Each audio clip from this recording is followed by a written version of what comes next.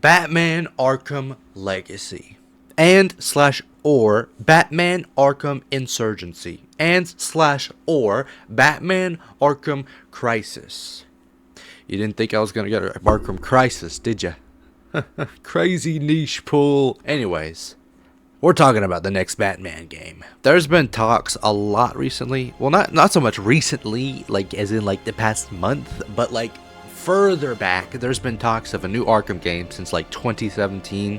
Everyone knows about like Project Sabbath and everything and all that. The Batman Beyond game with Damian Wayne as Batman rather than Terry McGinnis, which is iffy. But today we're going to be talking about the new potential Batman game that Rocksteady are potentially making, which it's all but confirmed, right? We know that they're making a game. There have been confirmation that it's a Batman game. We just don't know if it's Arkham or not. We don't know if it's Arkham or a new continuity or what they're doing. I don't know if it's going to be a reboot, a sequel, a prequel. Anyways, this is a video going over what I think is like stuff it should bring to the table, like things that it should focus on that we haven't seen in Batman games past. You know what I'm saying?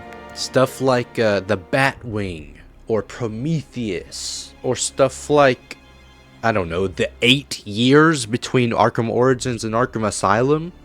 Stuff like the Court of Owls, dude. Or stuff like just including the Bat family more. Or stuff like just having civilians in the city. Having the city actively react to your actions. I feel like the Arkham series was a bit of a missed opportunity in two ways.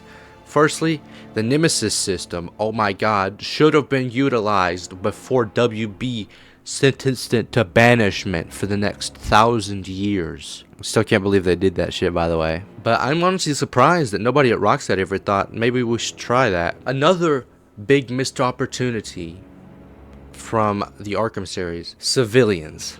Now, I mean, we have open world Gotham City twice with Arkham Origins and Arkham Knight. But the thing is, we don't have civilians. We don't have something to fight for beyond our own survival, beyond it's the right thing to do. We don't see how the city is actually affected, and we don't see how the city would actually react to our actions. And I feel like I'm gonna get crazy flack for this. The Hero Menace system from TASM 2 had potential to be something like this. Imagine if a new Batman game came out and it had a version of the Hero Menace system. So you've got your vigilante hero system, hero vigilante system, I don't know. So it could be like the people of Gotham perceive you as either this dark, twisted vigilante who just beats up people for fun, or they see you as this hero that's doing the right thing every way that he can. And how your actions within that system's context affect the city and how the city would react to those actions would be a main point about like how and why to keep yourself on the up and up. For example, in TASM 2, the Hero Menace system, what it does is when you're a menace, the people of New York, they don't like you, really. And they even send this task force after you. The idea there is that if you neglect saving anyone, if you neglect your responsibilities, you will be hunted. They'll put up barriers to stop you from swinging. They'll send spider slayers after you. And I think it's an incredibly missed opportunity that never has happened with a Batman game before, because he and Daredevil are like the best heroes for that. Or like, I guess just the street level heroes are the best heroes for that kind of thing. I mean, Spider-Man is street level, but you know, especially since Batman is in such a dark world like Gotham. He always starts out as this vigilante that no one knows even exists. He always starts out as this guy who's seen more as like a mythological type figure. And I feel like it could be cool if you go too hard on thugs, you might be seen as a vigilante, which I mean would have you unfavored in the eyes of the public. But to criminals, you would put the fear of God into the criminals that you come across. And then, you know, if you're like this big hero in the eyes of the public, criminals are going to be less scared of you. They're like, oh, we know who you are. We know what you are, right? You're not going to kill us. You might not even break our bones. And then at some point in the middle, it could be a good balance. But I just feel like that would be great in terms of player freedom to be their own Batman, Because with a system like that, you could range from being like Snyderverse Batman to being like Adam West Batman. You know what I'm saying? In terms of how people view you and how you stop the criminals you're stopping. It doesn't have to be this black and white kind of thing. It doesn't have to be an absolute, you have to break bones and beat the shit out of people. Another big missed opportunity, though, is, like I said, the Nemesis system. I know this has been talked to death about how good it would be for a Batman game, but let's be real. I mean, come on, WB.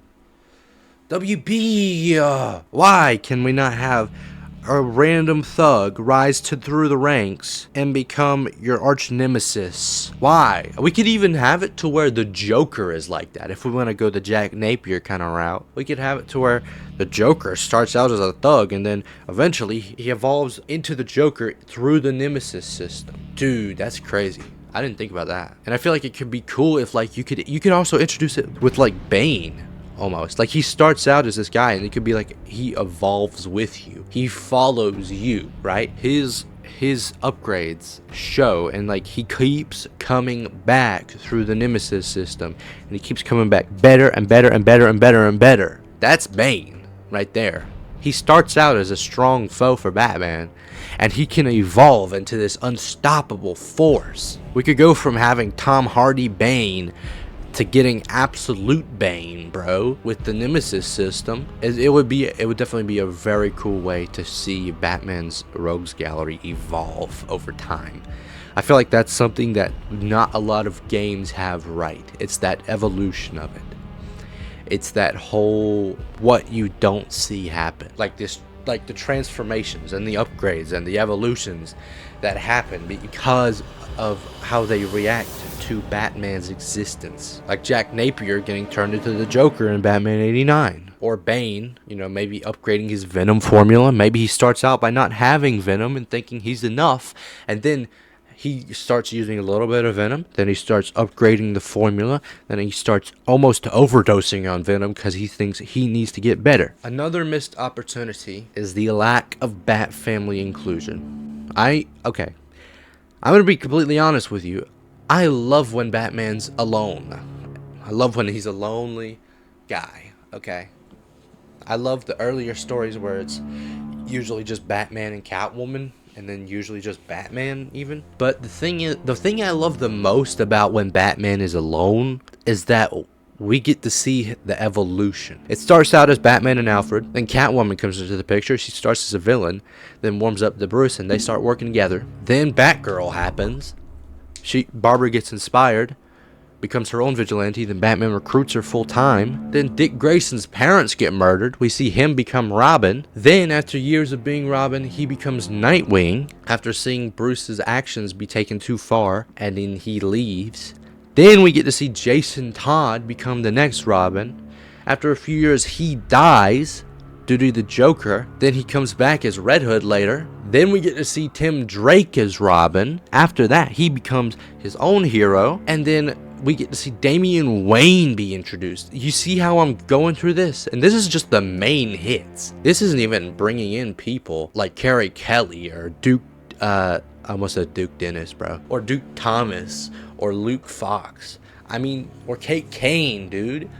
There's so many cool, untapped Bat family characters. I don't understand people these days. A lot of people are like, the Bat family's too big. The Bat family's too big. I understand that sentiment. I do. So maybe we don't have to include everyone. But the Signal is underrated. Batwing, the character, is underrated. Batwoman's image has been destroyed by the CW show. Even a character like Stephanie Brown would bust, dude. Imagine if we got Spoiler as a character in a video game for Batman. Like, actually, Spoiler. Or even Stephanie Brown as Batgirl after Barbara. I just think that there's been so many missed opportunities with the Arkhamverse, especially not showing the lesser characters, guys like Ratcatcher. And by lesser, I mean less popular characters. We've got guys like Black Mask, Deadshot, and Hush. But those guys are still popular. Everyone knows Deadshot nowadays. Everyone knows Hush nowadays. Everyone knows Black Mask nowadays. When are we gonna get guys like Prometheus, Ratcatcher, the Great White Shark, dude? Wrath! When are we gonna get Wrath? I was just going off our missed opportunities, though. And I feel like another thing, in terms of video game features, the Batwing would be so cool, dude. I mean, I understand why exactly you wouldn't give a player the ability to fly the Batwing. If, you know, Gotham is kind of like this enclosed space. I mean, you're not going to be able to go from crazy far unless Gotham is the size of, like, Los Santos. But, I mean, still, it would be nice to fly the Batwing in a game that isn't Lego, right? And even stuff like the full, like, cartoonish gadgets, like the explosive Batarang, dude. Or the Batarang that's very, very case specific. What are we gonna get, like, anti-freeze Batarangs? Oh wait, we did. In Arkham Origins, though, not one of the Rocksteady games. I wish that they tried being more comic booky than realistic with Arkham. Like, instead of this, you know, it's a gel that you have to apply to a wall and then it explodes. And it's full of, like, bomb nanites or whatever. Imagine if we just had, like, Bat C4, dude. Like, imagine if we had just had a little Batarang we placed on the wall and then boom! You know what I'm saying? Or if it was just an explosive Batarang that we threw at a wall and then kablow, bro. It'd be much cooler, in my opinion. My main problem with Arkham is that the overall vibe of Batman's gear is too realistic. I feel like we need to go more, not exactly cartoonish, but more comic booky, if you get what I'm saying. I don't really like when superheroes try their absolute best to be realistic. It hasn't worked for much people outside of Batman and Daredevil, so I would really kind of rather them stop trying to do that with superheroes and just go for the comic booky style, or go for your own style. Just don't try realistic. Don't try realism in terms of aesthetics. There are much better options. Go like retro futuristic with Batman's technology. Make it look like the 70s comics, dude, or the 80s comics in terms of Batman technology. Like, make it look cool. For Spider-Man's web shooters, make it look like the bracer things, dude. Make them look cartoonish. For Daredevil's billy clubs, you know, have it to where it's entirely possible that he's got a multitude of functions for them. I love the 2003 movie for that. They very clearly put emphasis on the billy clubs being a multi-tool of sorts for Matt. It becomes his cane, it becomes his grappling hook, it becomes a nunchucks, it becomes a staff. It's so cool, and it's not as emphasized in the Netflix stuff. His two clubs become a staff in season 1, and then in season 2 he does have the grapple thing. He's not creative with it besides ricocheting. I feel like is a big thing as well. Anyways, I just miss when comic book heroes were comic booky. But yeah, that's my main problems with the Arkhamverse. And I have something that I feel like a new Batman game could improve on. I feel like there is definitely still room for a story to be told in the Arkhamverse that isn't a sequel, but rather a prequel to Arkham Asylum. To be honest, I'm not quite sure if Rocksteady would go the prequel route, considering their past stuff. They've always, from what I can tell, Rocksteady's always liked just the pre-established Batman thing, where they can just go in and start a story rather than having to build it up, I guess. My biggest example being Arkham Asylum. And the way that it works with Rocksteady stories, though, is that it's kind of timeless. The only Rocksteady Batman story that seems not as timeless is Arkham Knight, mainly because it looks realistic, so, and it does kind of try to be a little bit more realistic, but also it's one of those stories that can only really happen at the end of Batman's career, or in the later stages of Batman's career. Whereas something like Arkham Asylum or Arkham City is just timeless. It doesn't matter when in Batman's career that happens. It just matters how, you know, prepared he is. That's the real reason why you would think about how far into Batman's career he is for a story like Arkham Asylum. Is like, okay, what year is he? Because if this is year 1, year 2, he's not going to be as prepared for this. So I'm not quite sure if Rocksteady would be interested in something where it's earlier in his career, where it's like maybe you would actually, you know, he wouldn't be as prepared. He would be a lot more cautious, a lot less confident, you know, something where he's more vulnerable and not this immovable object that he is in the Rocksteady trilogy. Rocksteady Batman would not have had his identity discovered by Bane.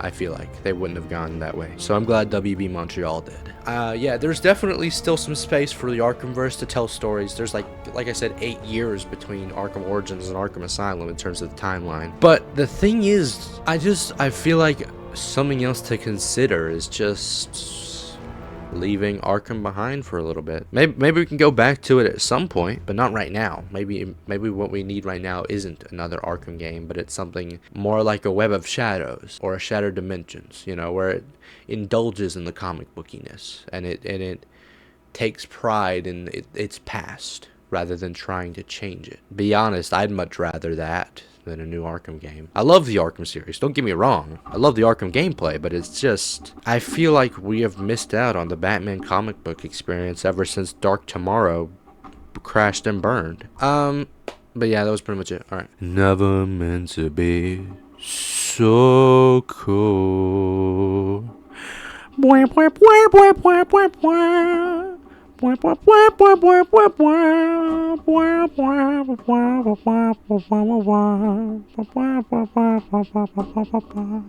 I never really wanted you to see the screwed up side of me that I keep locked inside of me so deep.